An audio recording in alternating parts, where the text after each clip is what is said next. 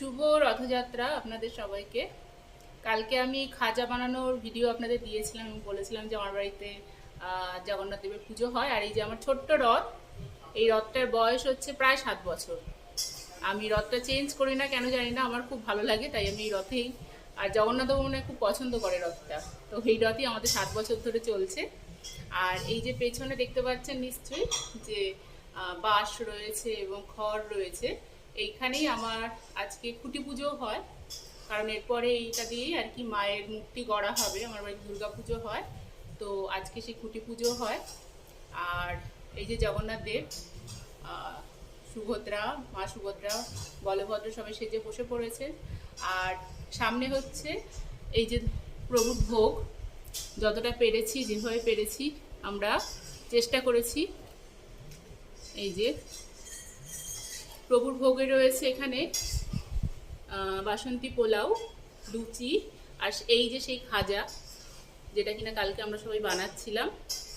আর 5 রকম না, 7 রকমের ভাজা আছে, যেগুলো এখানে কিছু কিছু তুলে দেওয়া হয়েছে এবং এখানেও রয়েছে।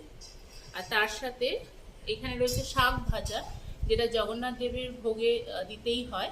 তার সাথে রয়েছে ছোলার ডাল, আর এখানেও কিছু ভাজা রাখা হয়েছে। খিচুড়ি আছে এখানে, খিচুড়ি। আর এখানে আছে রসগোল্লা, যা কিনা মা লক্ষ্মীর ভীষণ পছন্দ। আর লুচি, এবং এখানে ফল রয়েছে। তো এই হচ্ছে আমাদের মোটামুটি সাজগোজ কমপ্লিট হয়ে গেছে। এখন আমরা পুজোয় বসবো। ও, আরেকটা জিনিস এখনো নিবেদন করা হয়নি, সেটা হচ্ছে আলুর দম। ওটা এখনো তৈরি হচ্ছে, আপনাদের একটু দেখাই। এই যে আলুর দম তৈরি হচ্ছে। আচ্ছা, একটা জিনিস এ বিষয়ে বলি, যদি পুরীর মন্দিরে যেভাবে প্রভুকে ভোগ নিবেদন করা হয় সেই হিসাবে যদি আমি দিতে চাই, তাহলে কিন্তু এই আলুর দম বলুন বা এই এত স্পাইসি খাবার কিন্তু ভোগে যায় না। আমার চ্যানেলে ব্লগ আছে, আপনারা দেখতে পারেন। আমি আগের বছর ভোগ নিবেদন করেছিলাম, যে সম্পূর্ণ পুরীর মন্দিরের রেসিপিতে। সেখানে কিন্তু এই আলু যায় না, কারণ ওখানে এই আলু দেওয়া হয় না, সেখানে রাঙা আলু দেওয়া হয়। তো এবছর জগন্নাথ দেবকে বলেছি সব বাঙালি যা যা আমরা খাই, তো তোমাকে তাই দেবো। ভক্তি ভরে যা দেওয়া হয় আমার মনে হয় ঈশ্বর তাই গ্রহণ করে। তো এখানে আলুর দমটা এখনো হচ্ছে, আলুর দম হলে আমরা এবার পুজোতে বসবো।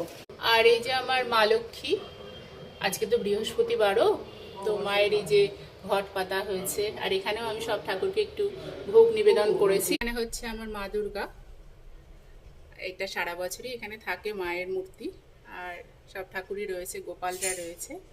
তো আপনাদের সবাইকে শুভ রথযাত্রা।